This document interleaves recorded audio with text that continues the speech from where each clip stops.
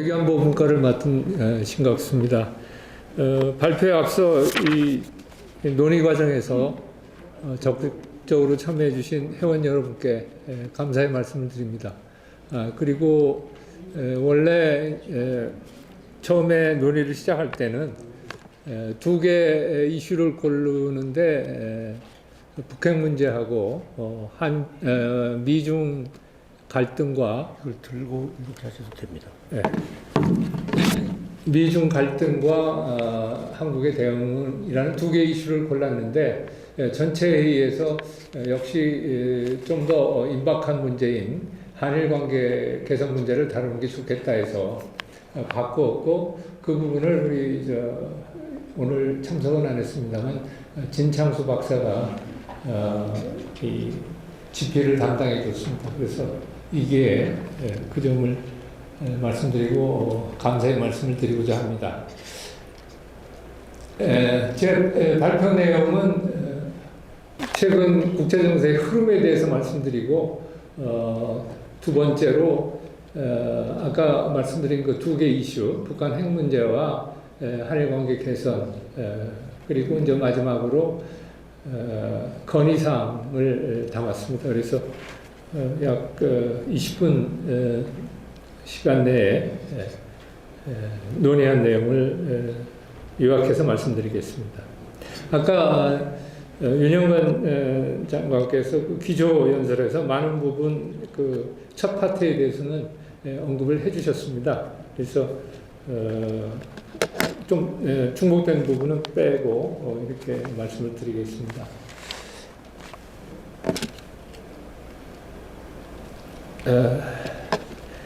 2020년대는 복합 전환기인 것 같습니다. 여러 가지 면에서 국제 질서, 즉 국제 환경을 변화시키는 여러 가지 변화 요인이 있는 것 같습니다. 잘 아시다시피 2021년 8월에 미국이 아프간에서 철군을 했죠. 그게 제가 보기에는 1990년대에 시작했던 탈냉전 질서의 종언을 의미하는 그런 상징적인 일이 아니었던가 이런 생각을 했고요. 그에 이어서 이제 새로 시작하는 소위 포스트 탈냉전 질서를 상징하는 사건은 작년 2월 뭐 이제 1년이 되어 갑니다만 러시아의 우크라이나 침공이 굉장히 상징적인 사건이었고 앞으로 전개될 국제 질서의 변화를 의미하는 바가 큰 것 같습니다. 그리고 이러한 국제 질서를 둘러싼 국제 환경의 주요 변화 동인을 보면 아까 윤 장관께서도 얘기하셨던 팬데믹은 제가 보기엔 위드 코로나로 전환이 됐지만 앞으로 한 10년 정도는 국제사회의 경제 사회적인 측면에서 그리고 결과적으로는 국제정치적으로도 엄청난 파장을 가져올 것이고 그거는 지금 뭐 단언하기는 좀 어려운 상황인 것 같습니다. 그리고 4차 산업혁명의 핵심인 디지털 전환도 최근 그 챗 GPT에서 보여주듯이 AI와 함께 여러 가지 핵심 떠오르는 신기술들이 경제적 그리고 전략적 의미를 내포하면서 국제 질서에 영향을 미치고 있습니다. 그리고 기후 위기에 따른 에너지 전환, 이 두 가지 문제가 서로 상호 연동작용을 벌이면서 에너지 지정학에 영향을 주고 그것이 국제 질서에도 큰 영향을 미칠 것으로 봅니다. 그리고 인구 절벽 문제도 뭐 당장 단기적으로 나타나는 것은 아니겠지만 이 미중 갈등의 앞으로의 전개나 또는 이 여러 가지 국제 경제면에서 영향이 큰 걸로 볼 수 있을 것 같습니다. 그리고 이러한 어떤 국제 정치, 국제 경제 사회면에서의 변화가 국제 정치적으로는 미중 갈등 격화, 그리고 아까 기조 발언에서 나왔던 자유주의 국제 질서의 기반 침하, 민주주의 후퇴, 세계화의 퇴조, 그리고 북한의 위협 고조 등 이러한 제반 국제정치적인 요소와 결합하면서 상당히 복잡하고 불안정하고 불확실한 그러한 국제 환경을 만들어내서 1차 세계대전 이후 전간기와 매우 유사한 그러한 양상을 보이고 있습니다. 그래서 그 특징으로서는 초불확실성, 초변동성, 초복잡성, 초연결성 이러한 요소들이 앞으로 2020년대를 관통하는 것이 아닌가 그런 생각을 하게 됩니다. 그래서 앞으로 전개될 포스트 탈냉전 시대의 국제 질서는 미중 경쟁을 중심으로 해서 유사냉전 상황을 보이는 가운데 다국화가 진행이 되는 아주 복잡한 구조로 전망이 됩니다. 유럽에서는 우크라이나 전쟁으로 전후 질서의 근간을 흔들었고 앞으로 이러한 이 포스트 탈냉전 질서가 구축되기까지는 상당한 시간이 소요되고 그리고 다양한 시나리오를 상정할 수 있을 것 같습니다.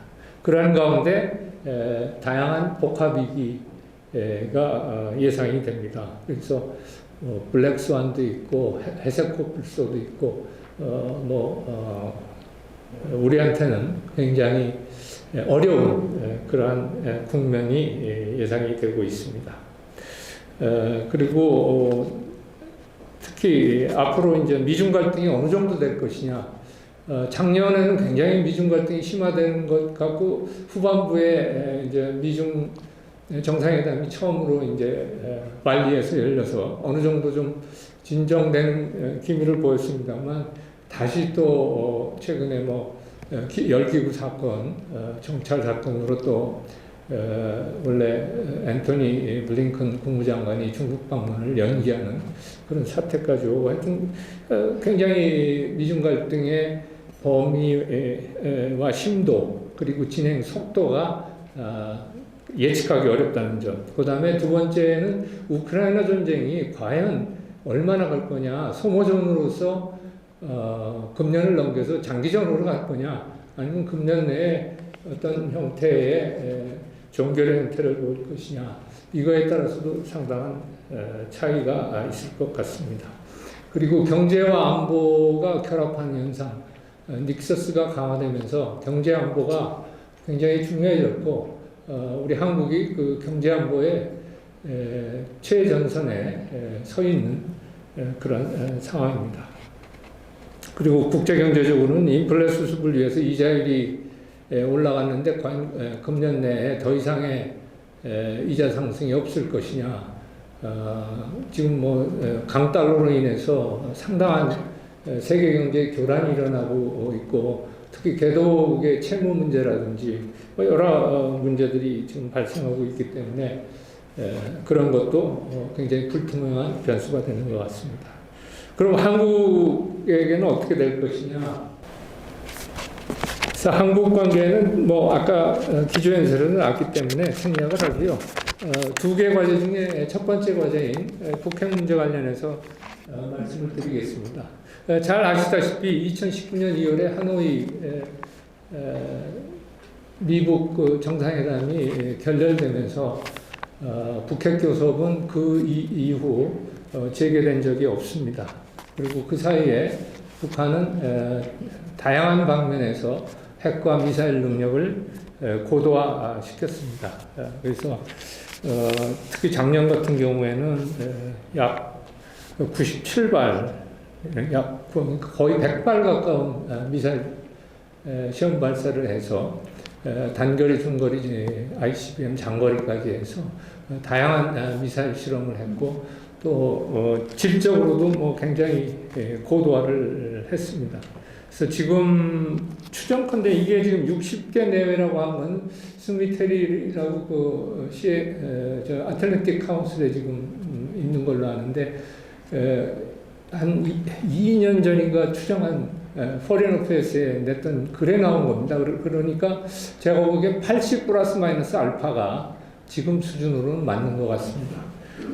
그리고 운반 수단 면에서 이제 고체 연료, 이동식 수단, 그리고 다탄두 미사일, 잠수함에 탑재하는 SLBM, 그리고 뭐 저수지 발사까지 지금 획책한 그러한 상황에 와 있고요.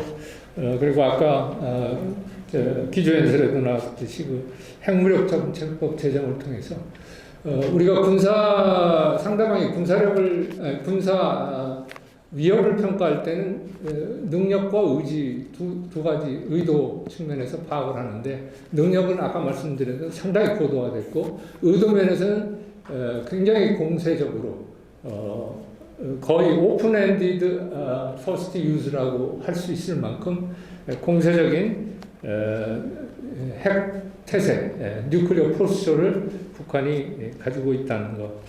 그래서 제 개인적으로는 이제 뭐 한 2, 3년 있으면은 북한은 사실상의 핵무장 국가가 되고, 미사일 탄두도, 핵탄두도 약 100여 개 내외가 되지 않을까.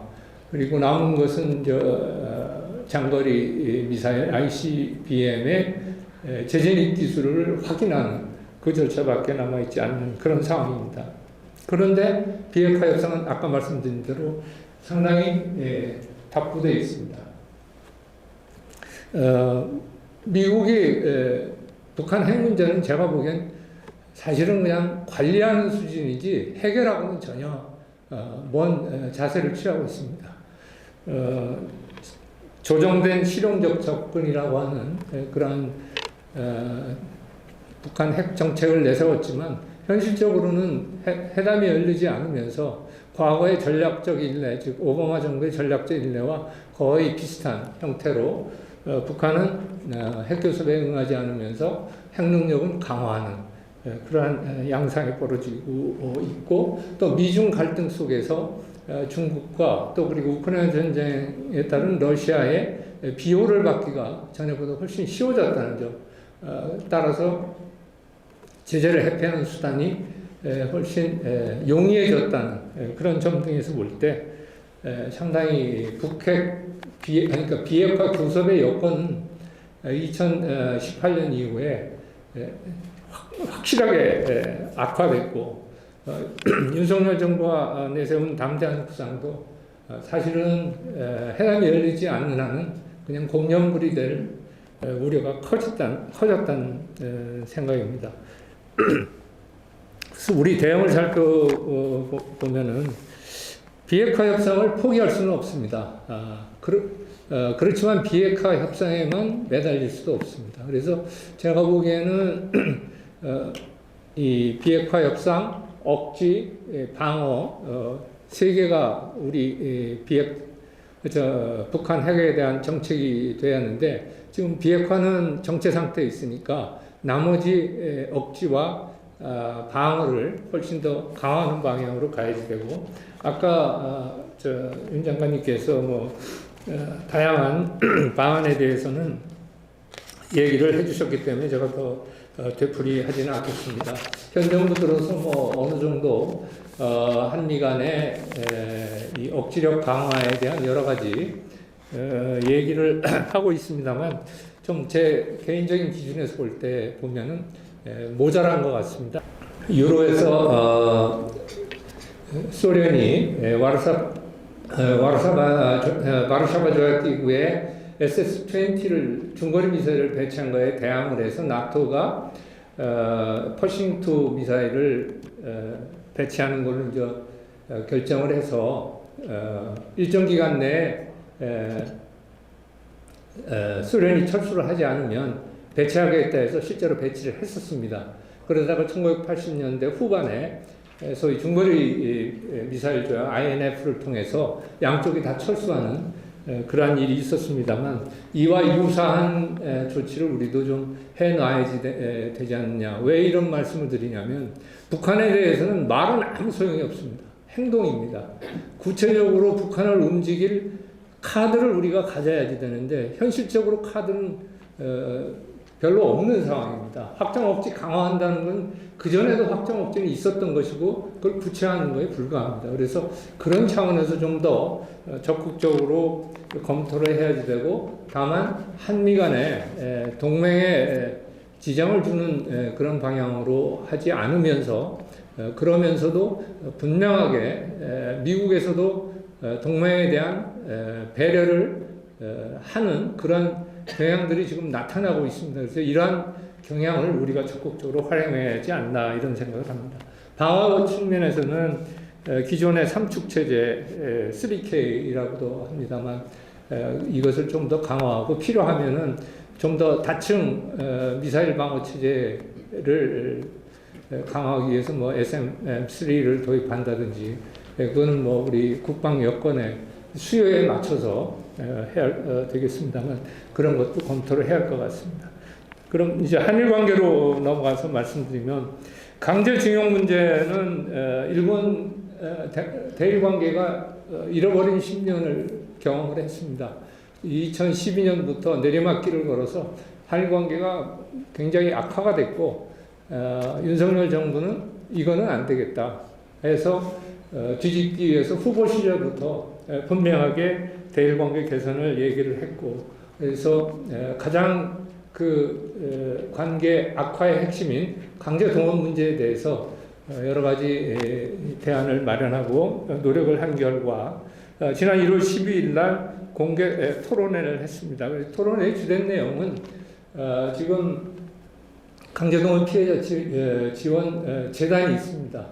그 재단에 포스코가 30억씩 두 번 60억을 내는 돈이 있는데 쓰고서 아마 한 40억 남아있는 것 같습니다. 그래서 우선 대법원 판결이 확정돼서 현금화 대상이 되고 있는 14명, 대개 1인당 1억 원 판결이 나왔는데 지체이자까지 해서 지금 1인당 2억 5천만 원 정도가 된 것 같습니다. 그래서 우선 그거를 막는 방법을 우선 강구하고 있고, 근데 이제 문제는 뭐냐면 피해자들의 경우에는 피고 기업인 일본 기업들이 사죄를 해야지 되고, 그 다음에 그 강제 동원 피해자 지원 재단의 기금에 기여를 해야 한다라고 주장을 하고 있는데, 일본 정부에서는 거기에 확답을 주지 않고 있어서 지금 상당히 한일 간의 교섭이 어려운 상황입니다. 그래서 뭐 여러 가지 원인이 있겠습니다만은 기시다 총리 본인이 2015년 한일 합의를 만든 장본인인데 문재인 정부 때 그거를 무력화를 시켜버렸습니다. 그래서 화이치유재단을 해산함으로 해서 거의 뭐 합의가 빈 깡통이 되는 그런 사태가 벌어졌고, 그거에 대해서 상당히 이번에 강제동원 문제에 대해서 어떤 조치가 이루어지면 그 조치는 최종적이고 계속 지속적이어야 한다라는 점을 강조를 하는 것 같습니다.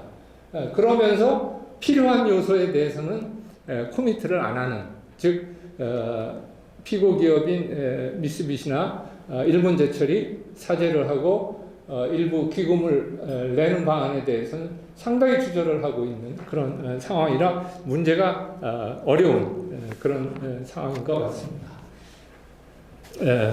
전망은 저는 좀 개인적으로 좀 요새 윤석열 정부가 좀 서두르는 느낌이 드는 것 같고, 서두르지 말라라는 사설도 나오고 전문가들의 의견도 많이 나오는데 저도 같은 의견입니다. 왜 그런 말씀을 드리냐면, 과거사 문제는 한 30년입니다. 대강 보통 역사가 30년의 역사가 되면요, 어느 문제든지 이게 영어 법률 격언에 bad facts make bad law라고 하는 얘기가 있습니다.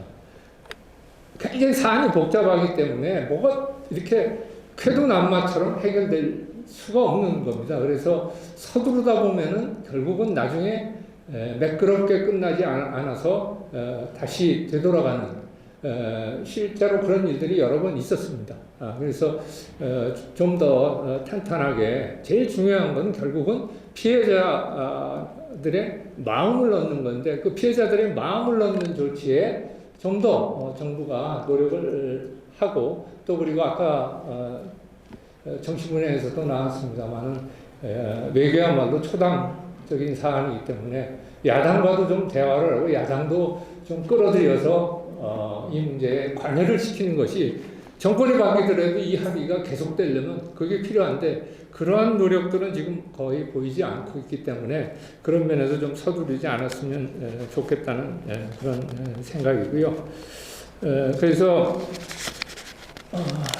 전체적으로 지금 4월 달에 아마 대통령 방미를 예정하고 있고 그때 뭐 좀 진전을 시켜서 그거를 대미 외교에 활용하겠다는 것이 아닌가라는 개인적인 관측을 합니다만 4월까지 하여튼 그렇게 하려면 정말로 피난은 국내 노력을 해야지 됩니다. 그리고 국내 노력이 돼야 일본하고도 교섭이 제대로 굴러가니까 그것이 좀 되었으면 하는 그런 상황이 현재의 상황입니다. 그래서 뭐 꼭 해결된다 안 된다라고 지금 단계에서 단언하기는 어려운 상황입니다.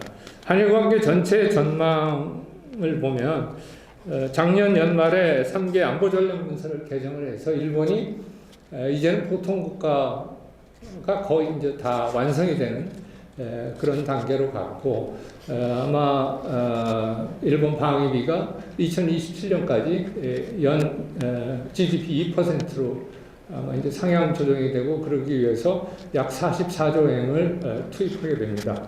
그리고 과거의 전수방위를 벗어나서 반경 능력, 즉 공격 능력을 갖는 군대로 거듭나게 됩니다. 그래서 이런 것에 대한 우리 대응 문제 그리고 후쿠시마 오염수 방류 문제, 사도광산 세계유산 등재 문제 등 한일 간에는 지뢰가 엄청나게 많습니다. 그리고 매달 한 번씩 지뢰가 있습니다. 이번 달 2월 22일이 일본에서는 다케시마의 날입니다. 이날도 또 뭐가 하나 있죠. 3월 되면은 교과서 문제 있죠. 또 5월이나 6월 되면은 외교청서 있죠. 또 방위 백서 있죠. 그 다음에 야스쿠니 신사 춘계 추계 있죠. 8.15 있죠. 거의 1년에 매달 한 번씩 있습니다. 그래서 이런 뭐라고 할까요? 한일 관계 여러 가지 잠재적인 갈등 요인 이런 것들을 잘 관리하지 않으면 굉장히 어려운 그런 상황입니다. 그래서 전체적으로 우리 조태열 대사께서 아주 전에 그 위안부 합의를 관장을 했기 때문에 좋은 제언을 해주셨는데 역시 그 합의를 체결하더라도 한일 간에 그 합의를 실제적으로 이행하는데 한일 간에 합의가 없으면 협력이 없으면 그 합의는 위안부 합의처럼 된다는 거죠. 그러니까 강제동원 문제도 한일 간에 굉장히 협력적인 자세로 체결서부터 이행까지 협력을 해야지 된다는 그런 점을 지적을 했고요. 또 하나는 이 대법원 판결이 있기 때문에 제가 보기에는 그냥 뭐 일방적 과거 위안부 합의 때처럼 외교부 장관이 서로 성명을 발표하는 것으로 되기에는 상당히 어려움이 있지 않을까, 특별법을 해야 하지 않을까 그런 생각을 합니다. 그리고 기본적으로는 이러한 어려운 문제를 해결하려면 신뢰가 되돌아와야 됩니다. 신뢰 회복을 위한 여러 가지 조치들을 먼저 하는 것이 순서인데 지금 그런 것이 전혀 안 되고 있는 점도 좀 안타깝고요. 그리고 한일 간의 전략 소통이 굉장히 지금 중요해졌습니다. 아까 말씀드린 우리 국제정세의 흐름 속에 그런 것들이 중요한데 소통을 위한 채널은 지금 거의 작동을 안 하고 있는, 물론 차관급이나 뭐 이런 데서 하고 있지만 전략 대화가 정부와 민간이 포함된 1.5 트랙에서 좀 원활히 이루어져야 한다는 점을 말씀드리고 마지막으로 건의사항 설명드리면 아까 윤정관님 그 기조연설에도 나왔듯이 한국 외교 인프라는 정말 열악합니다. 아마 놀라실 겁니다. 대한민국 외교부의 외교 예산이 전체 예산의 0.8% 정도 됩니다. 근데 그 0.8%의 절반은 ODA와 국제기구 분담금입니다. 그거를 빼내면 0.4%입니다. 그 0.4% 가지고 오버헤드 코스트 분담하고 그러면서 사업을 하는 겁니다. 그러면서 어떻게 외교를 합니까? 인력도 우리와 비슷한 중견 국가들에 비해서 훨씬 열악합니다. 그래서 그러한 것들을 좀 물론 외교부가 좀 열린 자세로 제가 그래서 민간 개방직을 포함해서 인력을 충원해야 한다고 말씀을 여기다 썼습니다만 좀 더 우리 국민들이 외교의 중요성을 인지하고 거기에 따른 지원을 정부 차원에서 해주지 않으면 이러한 복합대전 안에 어려운 상황을 과연 우리 외교가 잘 뚫고 갈 수 있을지 의문이 되고, 이건 나대사님이 말씀을 해주셨는데 정보가 정말 중요합니다. 이런 불확실성의 시대에 우리가 이 외교사를 보면 제국주의를 하는 나라들은 전부 정보의 중요성을 압니다. 그리고 그걸 배운 나라가 싱가포르하고 제가 보기엔 이스라엘입니다. 제국주의를 하지는 않았죠. 그걸 배워서 잘하는 나라들입니다. 그래서 한국도 그 정보면에서 굉장히 저걸 해야지 되고, 그리고 우리는 기획이 없습니다. 왜냐하면 우리 외교는 지금까지 대개 보면 기획이 빈약했던 게 어떤 프로액티브한 것보다는 리액티브한 외교가 더 많았던 것이 아닌가. 근데 외교를 잘하려면 저는 프로액티브해야 되고, 그러려면 기획을 잘해야 됩니다.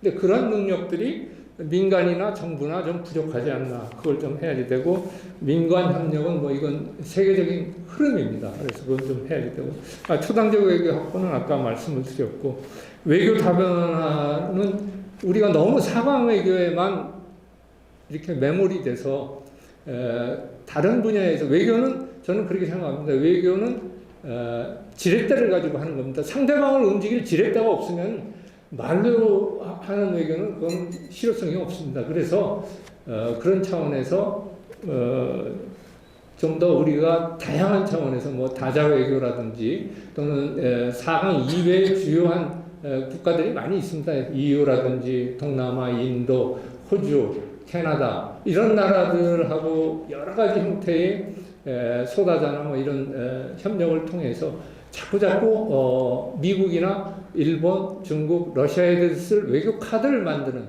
그러한 일들을 많이 해야 하지 않을까, 그런 생각을 합니다.